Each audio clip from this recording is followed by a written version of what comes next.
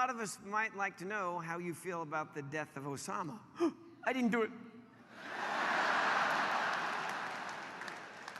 I didn't say you did. Oh, right, yeah. All right, yeah. Wait a minute, did you have something to do with it? Yes. No, yes, no. No, that Navy SEAL training was just for laughs. Wait a minute, you trained as a Navy SEAL? No, how did you know? Who said anything about Navy SEALs? I'm just a simple little terrorist. Stop interrogating me, damn it, you're good at this! You're not gonna tell anyone, right? Tell them what? Oh, thank you. I will tell you what I do know, though. What's that? When Bin Laden died, yeah, there were no 72 virgins waiting for him.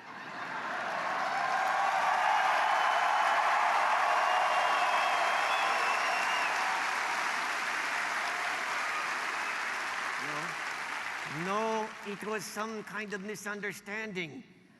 Turned out it was one 72-year-old virgin. Osama is stuck forever with me, Arthur. And Osama and I agree that 72 virgin thing is highly overrated. How's that? Who wants to hear this 72 times? Ooh, ow, oh, boo! You're gonna call me, right?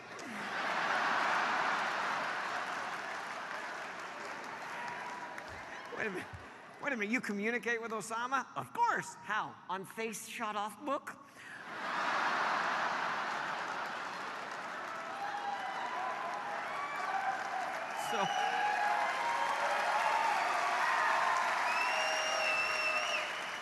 So where exactly is he? Well, he won't say, but I'm pretty sure it's hell. Why do you say that? Well, they get cable, but they only get one channel. What, the Oprah Winfrey Network? Wait a minute.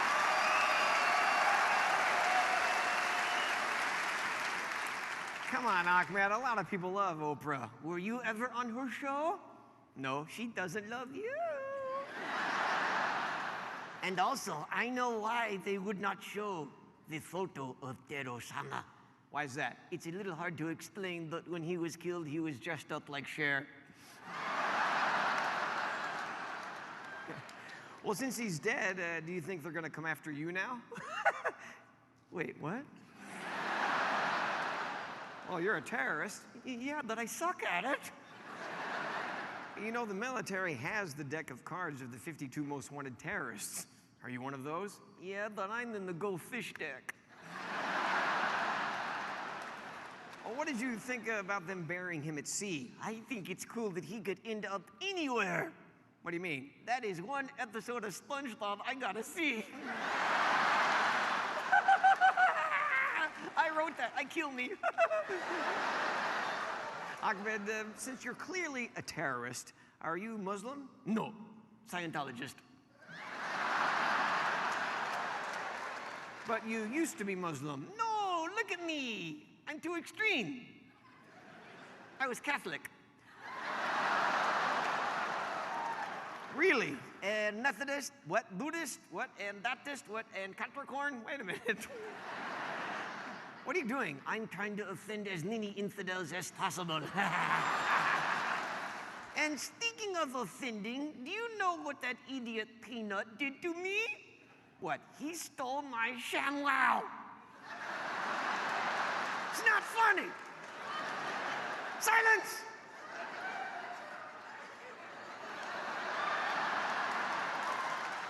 Wait for it.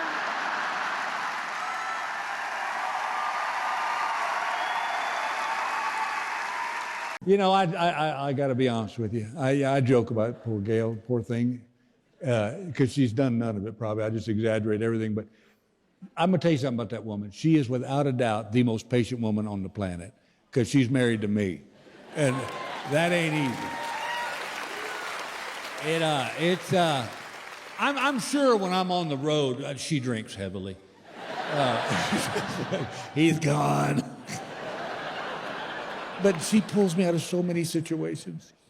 One Sunday we were in church, And I had noticed over the last few weeks that our pastor was losing weight, and he looked great. So service is over, and we're walking out through the center aisle, and we get up to the pastor, and I said, Reverend, I got to say something. I said, I know you've been losing weight over the last few weeks, and you look amazing. He goes, oh, wow. He goes, thanks for noticing, Bill. I really appreciate that. I go, what are you doing, dude? Are you lifting weights? You dieting? What's up? He goes, actually, you know what, Bill? All I do is I go to the gym, and I swim laps for an hour every day. And I go, that's it? He goes, that's all I'm doing. I said, well, keep it up, man. It's working. That's great. Yeah, funny story about that. My granddaddy was a lap swimmer. He goes, was he really? I said, oh, yeah. He used to go, yeah, because this was before all the fancy gyms. He'd just go over to the YMCA and swim laps in their pool for an hour. I remember being a little boy, going to visit Grandma and Grandpa, and I'd put on my swim trunks, and I'd walk across the street with him to the Y, and I'd sit on the edge of the pool while he swam laps for an hour. I said, but all he knew how to do was doggy style. He'd just do doggy style up and down the pool for an hour. And I remember even being a little boy thinking to myself, wow, if I did doggy style for 10 minutes, I'd be worn out. And the pastor looked at me and went, oh. And walked off. I looked at Gail, I said, what's his problem? She goes, it's doggy paddle, Bill.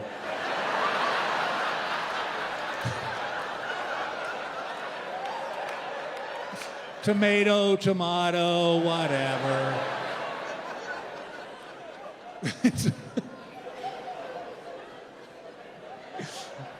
It's like one night, she went out with her girlfriends to one of these lady parties, you know, where they sell like lingerie and stuff.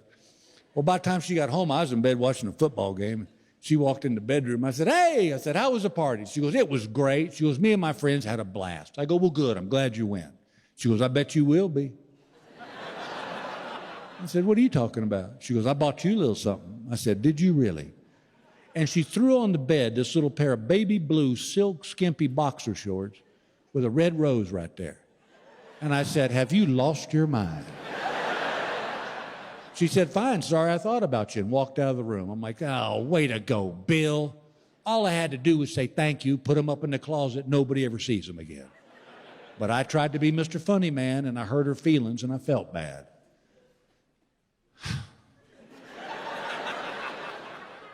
I put them on. Kind of sashayed into the kitchen, said, well, what do you think? She goes, good God. I said, hey, you bought them. She goes, yeah, for me to wear for you, Bill.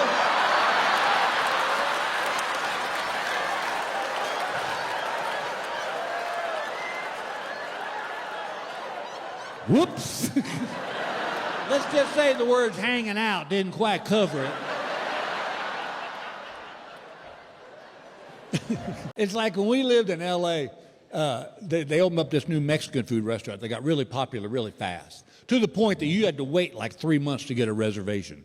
And Gail had been hammering me about going to this Mexican food restaurant, and so I thought, I'm going to surprise her. So I got us reservations on our anniversary. Well, sure enough, the week of our anniversary, her sister's daughter has a baby.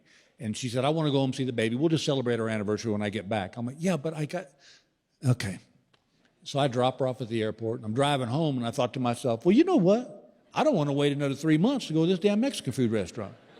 So I called my buddy Jerry, and I said, hey, Jerry, you want to go to that new restaurant? And he goes, yeah. And I said, well, I got reservations. Let's do it. We go. We had the time of our lives.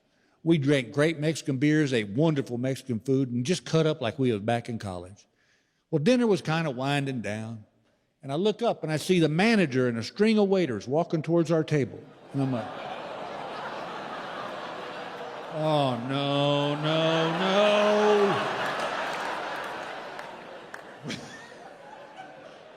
When I made the reservation, the young lady said, is this a special occasion? And I said, yes, ma'am, it's my wedding anniversary. And she said, well, for $75, we'll create a special dessert for you and your wife. The mariachi band will sing y'all a Spanish love song. And I remember thinking, Gail Engvall will love that. Well, I'd forgotten that little tidbit. Apparently, these folks write stuff down because the train is coming. And my buddy Jerry's got his back to him, so he can't see what's coming. And I'm like, oh, man. They surround our table, and my friend's like, what the hell?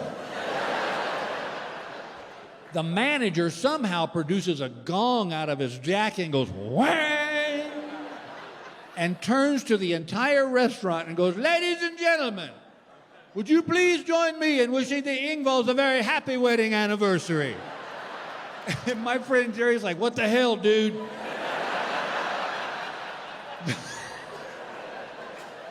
They light the candle, it explodes, confetti goes everywhere, the mariachi band's singing away.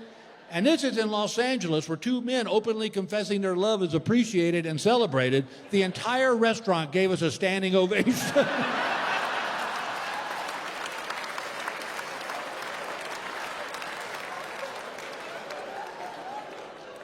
The good news is the dessert was amazing.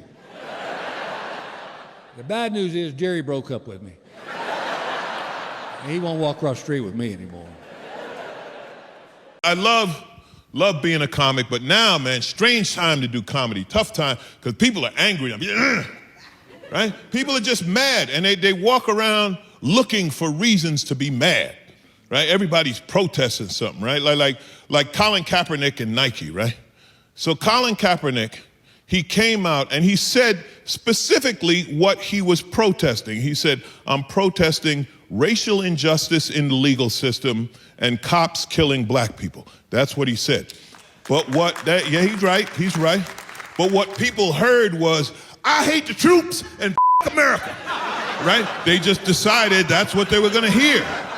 So they can get mad, right? And then, "I'm burning up my Nikes." Like, you think Nike gives a shit? You already paid for them. Nike's like, "You should burn some more Nikes.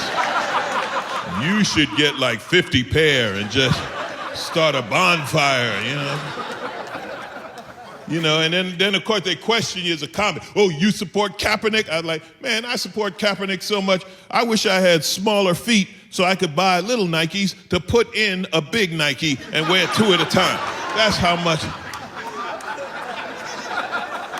People are mad and they just feel they can get in your face and be mad, right? Come to, "Oh, you black comic, you gonna do that black stuff? You gonna do that black stuff? Oh, all that Black Lives Matter, right? You think Black Lives Matter?" I'm like, yeah. Right? Why? Because I have one. Come at me with nothing stupid. And here's the other reason that it's tough to be a comic. Because as a comedian, my job is to create a reality funnier than the reality we live in, which becomes more and more impossible every day. I'm a news junkie, right? I like reading the news. I read a story in the news. I'm not making this up. You can look it up for yourself. It said that a man was run over by a lawnmower while chasing his son with a chainsaw. You understand? And when you see that headline, you have to read it. You can't be like, "Oh, I don't care what happened." No, you have to. And the family, they'd been feuding, and the father was chasing his son with a chainsaw, right? And he slipped in the grass, and his son was like, "Oh," and turned the lawnmower around and ran his ass over. And I'm like, I can't be funnier than that. That's Bugs Bunny. That's straight out of a Tom and Jerry cartoon.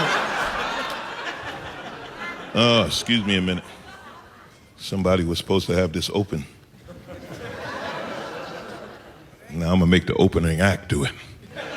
So I feel better about me. Yeah, when I walk out there, my water better be open. See, a lot of people lie about their age, and they like to pretend they're younger than they actually are, which I don't understand. Maybe some of you are doing it right now. I don't get it. Because first of all, you're not fooling anybody, okay? But even if you do, you're not really helping yourself, because people can see you. So while you're lying, they're looking at you, and very often what you're saying doesn't line up with what they're seeing. For example, let's say I was very convincing and I told you I was 35. Okay, your next thought would have to be, "You don't look good." "Oh, that's a tired-ass looking 35-year-old, that's..." Right, but if I told you I was 89, you go, "God bless, he looks great for 89. Yeah? So if you're gonna lie, go that way, that's what I say. But I've never understood, I have a friend who does this. He lies about his age to me. I grew up with the guy, okay? So I know how old he is. We were 10 together. We were 20 together, and we were 30 together, and that's the last time it lined up. Right around there, he just got off the clock. He likes to pretend the last 3 decades never happened. Just lives in a and it's embarrassing. We go out to dinner, and he's flirting with every cute waitress. How are you doing, darling? I go, what are you doing? Jackass, what are you doing? He said, nah, I'm not going to do anything. I just want to see if I still got it. And I tell him, you don't. Just ask me. You don't have it. Don't put her through that. There's no call for that. You don't have it. 1982 was the last time we had it. We don't have it. It is no longer had by us. I said, what do you think is going to happen? Let's compare and contrast, shall we? I said, she's a beautiful young woman, has a whole life ahead of her, whereas you are overweight, pasty, and knocking on death's door. So what do you imagine she would find appealing about you? The fact that you smell vaguely like her grandfather? Is that what you want? He said, no, I had to talk to her. He said, I had to talk to her because she's so cute. I had to talk to her. I said, no, you don't have to. I said, you can appreciate something without getting personally involved. It's like a beautiful sunset. I see that it's beautiful, but I'm not trying to hump it. Do you see what I'm saying? You know, the crazy thing about aging we all have older people in our lives, right? So we see what happens to them. So we think we have a pretty good idea of what to expect when we get older. But no, there are surprises, things they don't tell you. Here's one I didn't see coming. Sleep. When did that become a challenge? Sleep? Are you kidding? My whole life I slept. I didn't even think about it. Put my head down, I'm sleeping, that's all. Now, I've lost the gift. I don't know what's happening. I just know every morning, first words out of my mouth, yeah, I didn't sleep so good last night. Like every day. Here's another thing that I didn't see coming. As you get older, do you find you get hurt in ways you didn't used to get hurt? I injured myself doing something stupid, which, by the way, that is the #1 cause of injury in this country, is doing something stupid. Ask anybody how they got hurt, guarantee you, the first thing they'll tell you, yeah, I'm so stupid. I was like, yeah, of course. Right? Because nobody gets hurt doing anything smart. You've never heard of that. Hey, I was working on algorithms for the space program, and my brain just caved in, and that's why I look like this. I was so smart. No, it's always stupid. It's always something stupid. Yeah, I was climbing a ladder in flip-flops. Okay, well, that's not smart. Yeah, no, I was boiling pasta naked. Okay, why? Why would you do that? That's the whole purpose behind pants. There's no reason for that. My injury was stupid, but I learned something, and I'll share it with you. Here's what I learned, folks. At a certain age, don't help anybody move a couch. I got vaccinated. When I got vaccinated, there was a bunch of people like, oh, did you do your research? Did you do your research? No. I didn't graduate from high school. What kind of research do you think I'm going to do that's going to be better than what they did? Like, if I have to do research on science, I have to start at the beginning of science. Like, what is the powerhouse of the cell? I don't know if you're right. That's how far back I have to go, all right? I was so bad in school. I did a book report in high school on a book I didn't read, and my teacher knew right away that I didn't read the book because it was on To Kill a Mockingbird, and the first sentence of my book report was, so there's this bird.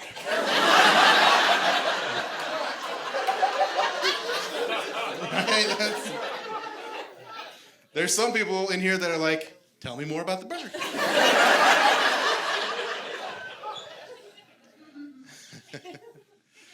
I'm dumb, but I have some good ideas. Like, I have a bunch of friends, they live in Los Angeles, and they're always complaining because there's droughts and there's never any rain, so they have like water shortages. That's what they complain about. And then the other thing they always complain about in LA is all the homeless people. Well, homeless people are 80% water.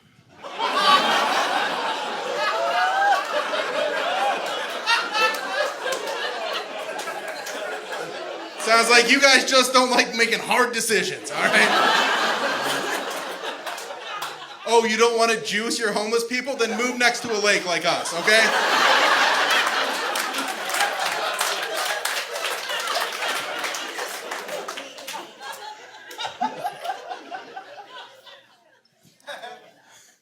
We used to be fancy in this country. Men used to be fancy. When they go in public, they wear suits and they wear hats and they have like a monocle and a cane. And if there's a puddle, they put their coat over it so a lady wouldn't get her shoes wet. I don't know what coats used to be made of. But apparently they're puddle proof. And women didn't know how to go around things. Right? They're like Super Mario in the 80s. Like, I can go forward, I can go back, that's all I got. I know, no wonder they couldn't vote back then.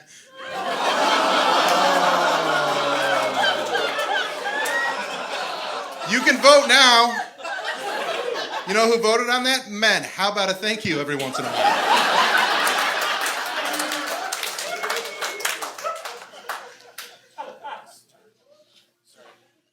I was getting alerts on my watch because like all my friends are like, hey, when's that show? My wife and I, we have 2 boys, one of whom I don't care for. And I'm just being honest with you. No, I love him, don't get me wrong. I love him, but you know how some kids, they just know how to push your buttons and they just know how to say the wrong thing. So my younger son, he's 23, 24 if we pick up the option, and I don't know that, we will. But he'll just come over and I'll go, Dad, can I say something to you, no offense? And I go, I doubt it. That has not been my experience with you thus far. Because nobody ever says no offense unless they're about to offend you. It just lets you know it's coming and they don't care. They don't care. It's like when people say, I don't want to sound racist. All right, well then stop talking. Why don't you stop right there? Just don't say it. Don't say it. Because even you have a hunch it's not good, don't you? Yeah. So maybe don't say it. Because if you say it, I'll have to think you're a racist. No offense. No offense. I mean, listen, we all want to be terrific parents. We aspire to be great parents. But if we're being honest, we're all winging it. We don't know what the hell we're doing. None of us know what to do. But if there's one skill that you need to be an efficient parent, you have to worry. That's the main thing. You have to worry. I don't judge anybody, but if you have kids and you're not worried, I don't think you're doing it right. You have to worry. I'm not saying do anything, but just worry. Start there. It's an important skill to have. And not to brag, I'm very good at it. I am very good at worrying. Even if there's nothing to worry about, I'll make something up. I don't care. I do. I'll lie in bed, make up lists. Come up with lists like ways to get hurt I'd not thought of previously. And by the way, all the things I worry about, they never happen. They never happen. Nobody's ever gotten their head stuck in a lawnmower. Okay, but I thought of it. Could have happened. Nobody ever reached into a dryer to pull out socks, fell in, and ended up drying to death. That's not a thing. And I've been around long enough to know that worrying, it doesn't help. It doesn't prevent anything, right? It doesn't even prepare us for anything. But still, we prepare. I know I prepare. If I'm on a plane and we hit a little turbulence, the 5 seconds where you think you're going down, I prepare by doing this. Because this is really all the insulation you need upon impact. That way if the plane does go down and I'm the sole survivor, I can tell everybody, you know what kept me alive? I had my fists balled up very, very tight. And to be honest, my asshole was clenched shut like a bank vault on a Sunday. That puppy was closed for business. Nobody getting in or out of there. That was closed. So when we hit, I just bounced right up. That's what happened there. I'm the only one. We hit it, pow, bounced right up. I was saved by the grace of God and just the sheer rigidity of my own sphincter. That's what did it, pow. I told you this would not be important, didn't I? It has been a crazy year. Well, for everybody, but let's focus on me. A lot of upheaval in my family. We moved this year, and the kids found us. That was surprising. I did not anticipate that kind of follow through. No, we moved. It was a big deal for the kids because we had been in this house for 20 years. So like their whole childhood was in this house. And here's what I learned. You know, you cannot sell your house until you fix it up. Did you know that? Because nobody in their right mind is going to buy your house after what you and the kids have done to the place, living like animals all these years. No, new people deserve better, don't they? All the things that never bothered you enough to fix while you lived there, you're going to snap to it for these next imaginary people, so they shouldn't have to live like monkeys in a pile of their own filth. So we got to work. We steamed the furniture, cleaned the carpets, painted the walls outside, new shrubs, new hedges, new grass, new flowers. Suddenly I looked around and went, this place looks great. Boy, I wish we lived here. This is... I'll tell you, it's not until you move and you start opening cabinets and closets, it's not until then that you realize just how much crap you have accumulated. You shouldn't have to move just to get rid of crap. You know, we could theoretically get rid of a little crap every once in a while and whittle it down, but that's not the way crap works. No, crap likes to stay out of sight where it grows in the dark. Just as your family has grown over the years, so is your crap. That's kind of, if you think about it, it's kind of the arc of life. First half of life, we're just getting stuff, get stuff. You can't get enough stuff, get stuff. Get to a certain age, get rid of that stuff, get rid of that stuff, that's the roller coaster of life. Accumulate, shed. Accumulate, and then shed. We accumulate things and people. We accumulate people. When you're young, you can't meet enough people. Right? You meet a nice couple. We should get their number. I like them. We should be friends with them. And their other friends, I like them too. Get their number. We'll all get together. The 6 of us will have dinner. And if that goes well, we'll get an RV. I think we'll all go cross country. I have a good feeling about these people. You can't get enough. And then you get to a certain age, you go the other way. All these people that you were so eager to meet, now, you know what? I don't want to see these people anymore. I'm tired of these people. I can't do it. I'm tired of these people. Should we get new people? No, I'm saying no more people. No more people, that's what I'm saying. No more people, just you and me. That's how it's gonna be. Just you and me. And frankly, some days I would whittle that list down further. But let's try you and me. Black restaurants kill me anyway, man. You gotta go call a soul food restaurant. You gotta go on the right day to get what you want. They had a whole menu, oxtail, short rib, and fried chicken, but you gotta look at the dates. You understand? Yeah, give me the short rib. Well, does it look like Thursday? I'm like, I don't know. Well, give me the mac and cheese. Does it look like Sunday? Look, lady, what can I have today? You can have the meatloaf. I don't even want no meatloaf, but you need to get the fuck out of here. That's all we got. And don't try to call your order into a black restaurant. That phone ring forever. Ring, ring, ring, ring, ring, ring. You be sitting there like, God damn, are they closing? It's 11:30 in the morning. What the fuck? Ring, ring, ring. You find somebody pick up. Hello? Yeah, is this Make Me Soul Food? Yes, it is. I'd like to make a pickup order. All right, hold on. Go ahead. Yeah, give me the cabbage with some oxtail. Give me some rice and gravy with that, some yam, and give me some fried okra. Hold on, man. I don't even work here. Let me see if I can take it. The fuck you answering the phone for?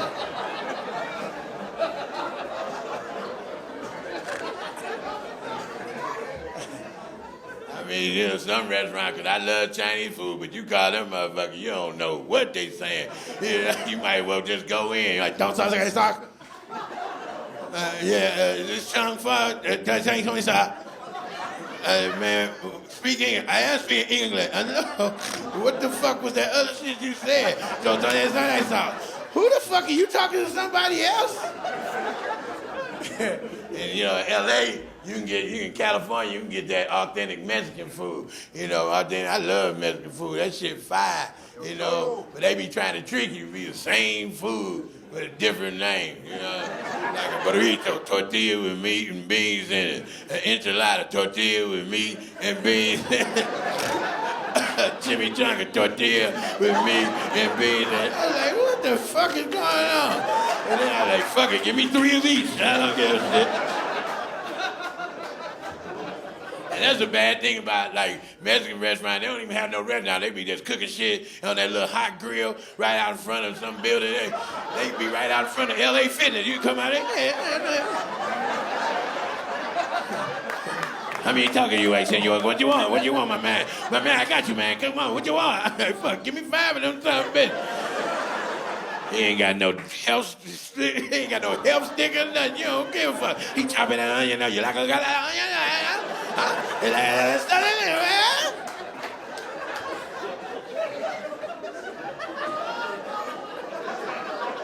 Mexicans the one that helped me to the bacon wrapped hot dog. I had never had. I ain't know that existed. They was about that good. They gave me a damn hot dog. That motherfucker wrapped in that bacon. I was like, what is this crunch? Yeah, bacon on it. I was like, you motherfucking genius. And when you get a Mexican hot dog, they put all that shit in onions, tomatoes, they put all this motherfucking sauce and shit all over. There's so much shit on there. You gotta eat it like you got on some dress clothes.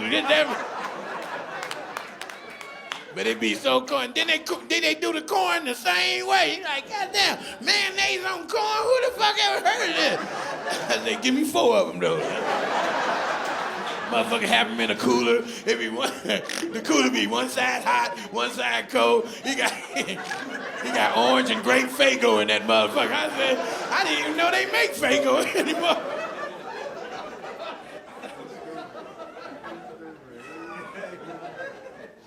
And they the one that told me that you can eat hot sauce on fruit. They put that hot chili on the soup. You want that chili? You want watermelon? You want chili on your watermelon? Who the fuck that? Try it, you don't know. Like, shit, this is fire. My tongue burning like a son, bitch. It's quenching it and burning it at the same time. That's right.